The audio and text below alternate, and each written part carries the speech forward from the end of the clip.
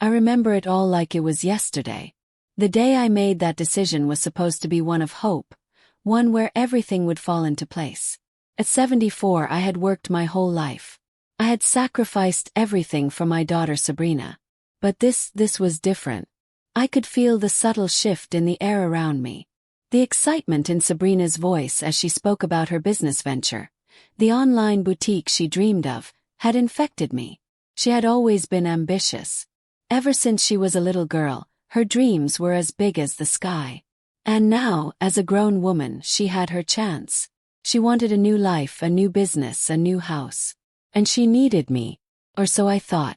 I remember sitting at the kitchen table with a cup of coffee, listening to her plans, watching her hands gesture wildly as she talked about high-end sustainable home goods. "Mama," she said, a sweet, almost desperate edge to her voice. "The house is everything. It's the brand, the image we need to make this work. Without it, the loan won't come through." Her eyes were bright, hopeful, her words dripping with ambition. I looked at her, that same little girl I had raised, and I couldn't say no. How could I? This was her dream. And as her mother, I had always believed in her. I had always made sacrifices for her. If she needed this, if this was the thing that would finally make her happy, then I would give it to her. I would give everything. So I did. I sold my house. My beautiful home that Samuel and I had built, brick by brick, with our sweat and love. I let it go. I sold the 2 small rental properties we had worked so hard to buy. The nest egg that was supposed to secure my old age. All of it gone. I handed it all over to Sabrina, and Greg, her new husband, who I could tell, was already calculating how much of my generosity could be turned into something for him. But I didn't care. This was for her. The new house was beautiful, spacious, sterile. White walls, gray furniture, glass tables, and high ceilings that echoed with emptiness. I had my own guest suite like she promised. It was nice enough, though it didn't feel like home. But I thought it would. I thought I'd be part of her life again. I thought we'd have dinner together, laugh like we used to. It was a dream, and I was ready to live it. The first few weeks were wonderful. Sabrina seemed grateful, her face lit up with every meal I cooked, every box I unpacked. I made sure everything was perfect, just as she liked it. But soon the warmth began to fade. Greg, who had always been cold, became distant. He treated me like an inconvenience, an extra hand that was no longer needed. Sabrina, my own daughter, began to treat me with the same indifference. I wasn't sure when it happened, but one day, I realized I wasn't just in a guest room. I was in a cage. The guest suite, once promised to be my space, was now being converted into an office and storage for her business. "Mama," Sabrina said one evening, her voice like cold porcelain, "we're turning this into a workroom." "Makes more sense. You understand, right?" Her eyes were averted, avoiding mine.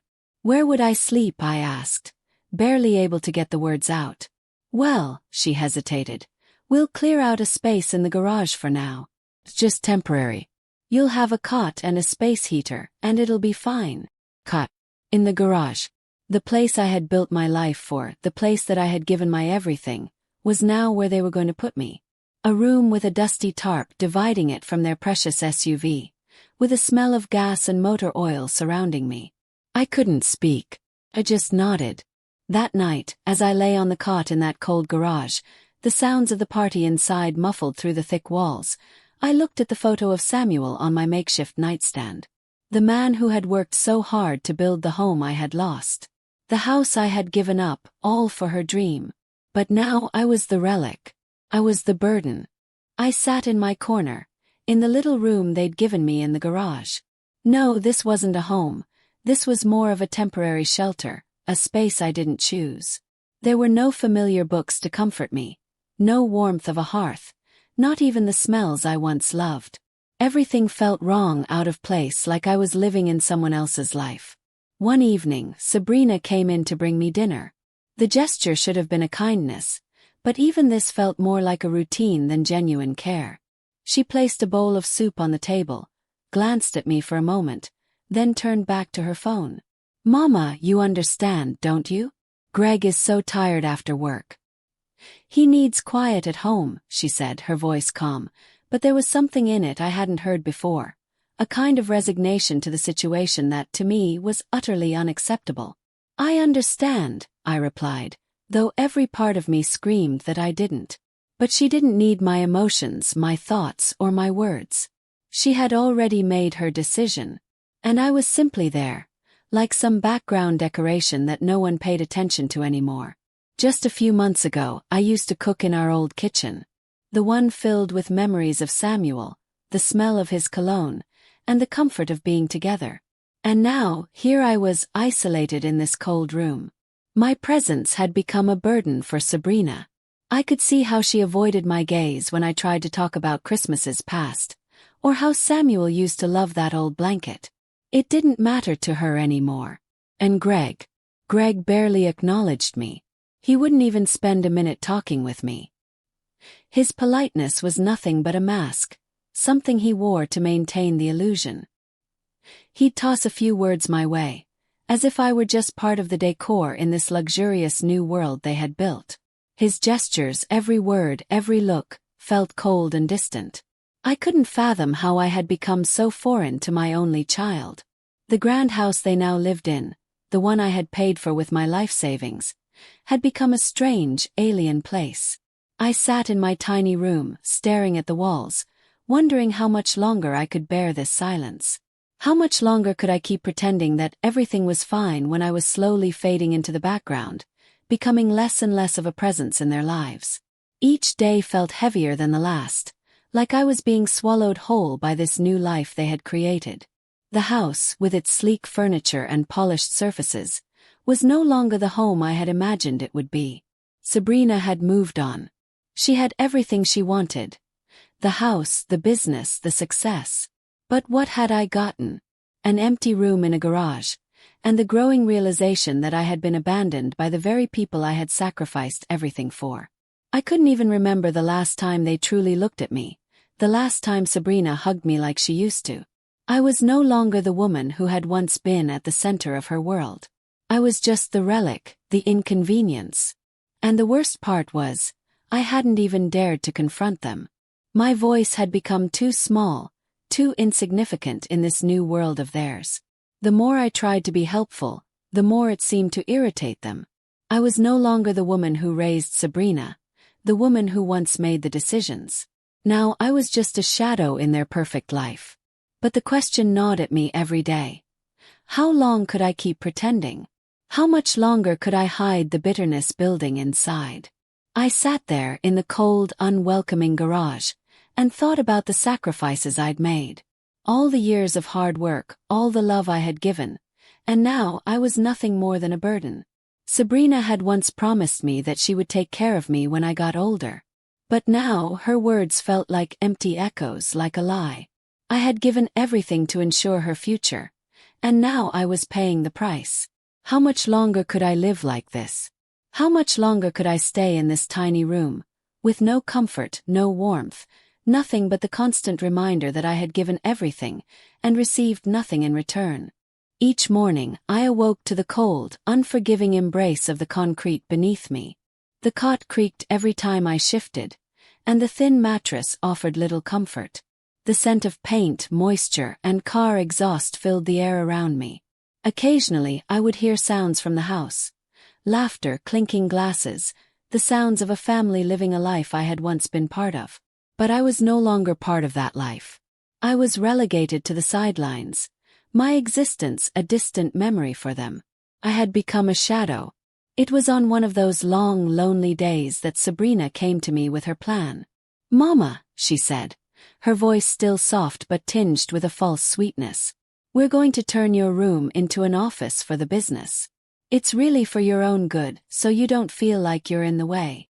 She smiled at me, but there was no warmth in it, just a cold practicality. "What?" My voice barely rose above a whisper. I couldn't believe it. My room, the one that had been promised as my sanctuary, my place to rest and feel safe, was being taken away.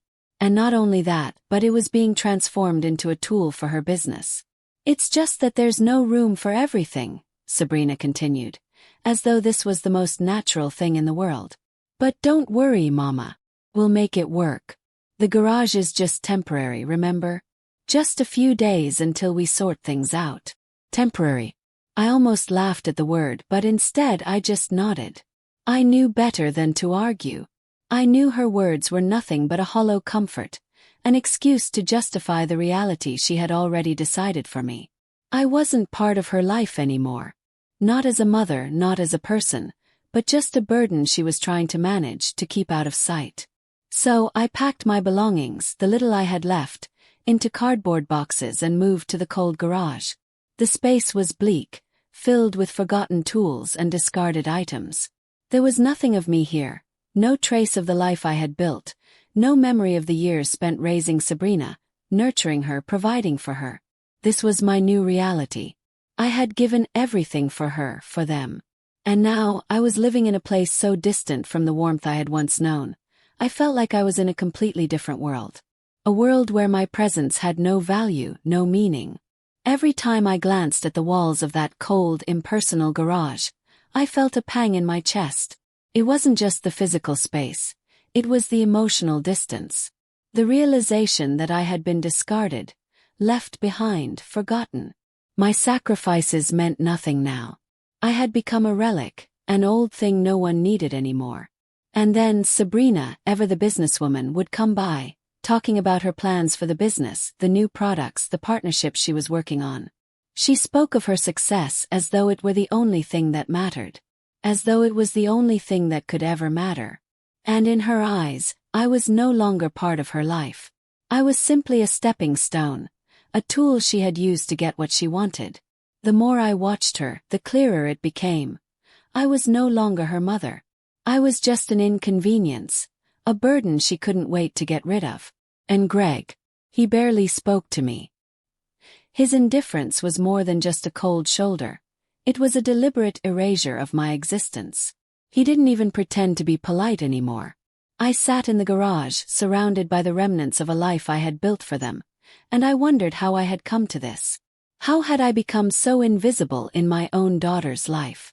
I had given everything, and now I had nothing but the cold cement under my feet and the hollow ache in my chest. The warmth of my home was gone. The love I had once known seemed like a distant memory. But what hurt the most was the realization that I had spent my entire life giving to her, hoping that one day she would see me for who I truly was.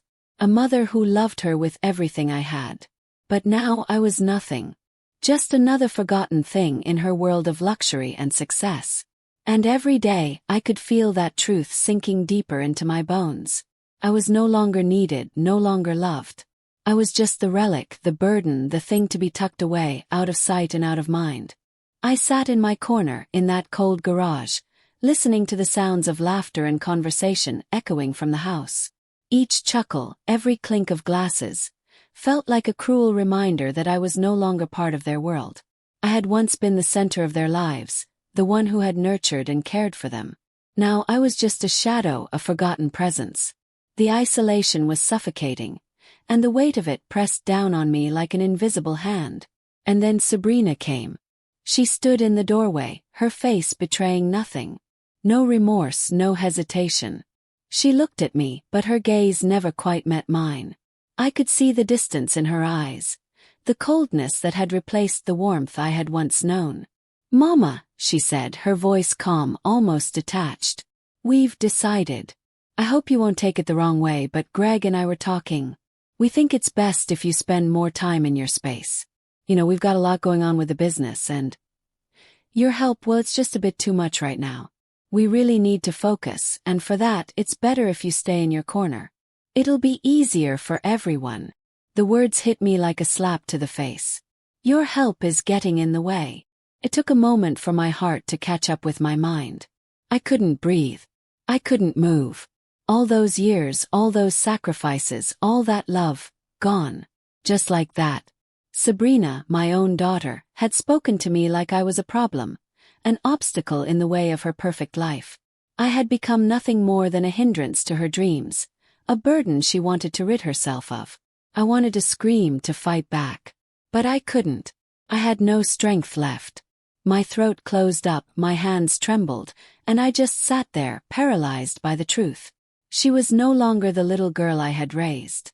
She had grown into someone I barely recognized, someone who could look me in the eye and dismiss me without a second thought. I swallowed the lump in my throat and forced myself to speak. "I understand," I said, my voice thin, barely a whisper. But inside, something inside me snapped. My patience had run out. I had given everything for her.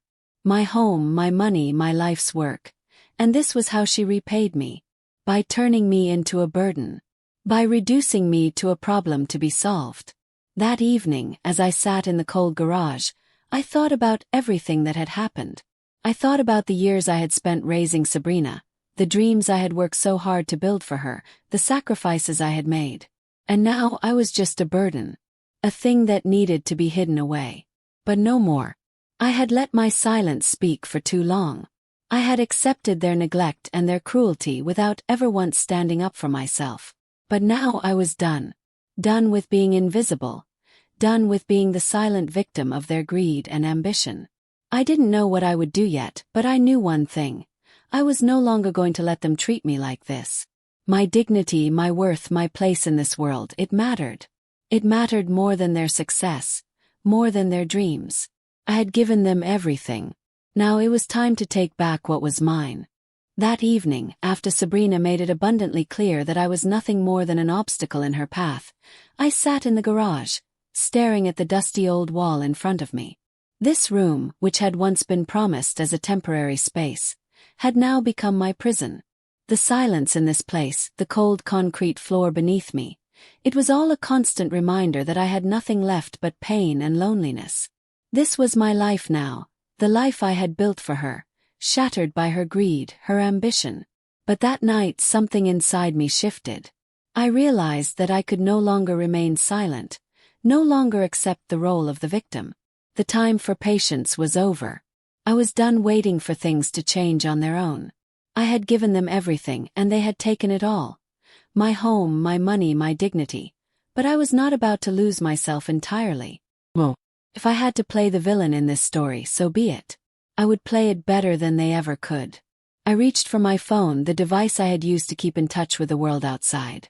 Felt like a lifeline now, a way to claw back some power. I scrolled through my contacts until I found his name, Andre. My late husband Samuel's godson. He had always been like a son to me. He was sharp, capable, and at one time I had helped him when he was struggling. Now he was one of the best real estate lawyers in the city, and I was about to call in the favor he owed me. I dialed his number, my fingers trembling only slightly. "Hello." His voice answered almost immediately. It was warm, reassuring, but I could hear the underlying note of concern when he recognized my voice. "Avery," I said, using his nickname. "I need your help. Can't keep waiting. It's time. I've waited long enough. What's going on, Aunt Lorraine?" He was calm, but I could hear the worry creeping into his tone. "What happened?" I took a deep breath, steadying myself before speaking. "Do you remember the house I sold to Sabrina? The one I gave her for her business? All the money I invested into it. Well, it's over now. I'm done waiting for her to change, for her to wake up. I've been sitting here in the cold garage day after day. She's tossed me aside like I don't matter. She's already taken everything from me, Andre, and I can't let her get away with it." There was a long pause on the other end of the line. I could hear the wheels turning in his head. "All right," he said, his voice a little quieter now, more serious. "What do you need from me?" "I need you to help me get it all back. I want to make sure Sabrina understands the true cost of what she's done. I'm going to take the house back, and I'm going to make sure her business falls apart. She thinks she can walk all over me, but I'm not going to let her. It's time to play hardball. We need to take action. Do you understand?" He let out a breath, and I could sense him weighing my words carefully. "I understand. I'll help you, Aunt Lorraine. We'll do this the right way legally. But you need to be prepared. This is going to shake things up, and we can't predict how it will end." "I'm ready," I said, my voice firm now. "It's been too long. She thinks I'm weak, but she doesn't know me. She never did." The line went quiet for a few seconds, Then Andre spoke again. "I'll be there tomorrow. I'll bring the documents, and we'll start putting together a plan. You've got the right idea, Aunt Lorraine. We'll hit them where it hurts. Sabrina won't see this coming." "Thank you, Andre," I said, a wave of relief washing over me. For the first time in weeks, I felt like I was in control again. "I'll be waiting." That night I couldn't sleep. I kept turning everything over in my mind. Every move, every step I would take. I had planned this for so long, but now that it was really happening, I had to make sure I was calm, precise. Every action had to be calculated. The next day, Andre arrived at my door, dressed in a sharp suit, looking every bit the professional he had become.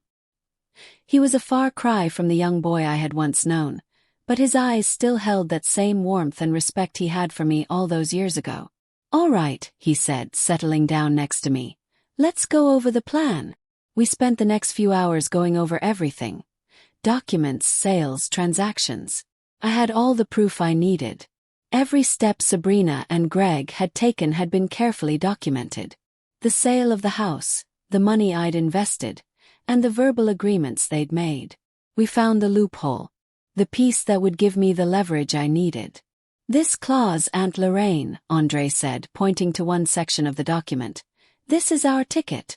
We'll use it against them. It's a perfect trap. You gave them the house, but the conditions are clear. If they don't honor your right to live there, the deed is void. It's that simple. But there's more. We're going to turn this into a nightmare for Sabrina's business too. We'll tie her financial dealings to this. And that's where I come in.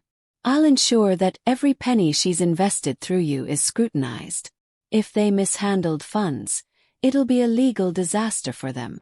The plan was in motion. Andre had already contacted a notary, and together, we forged the paperwork that would shift the balance of power.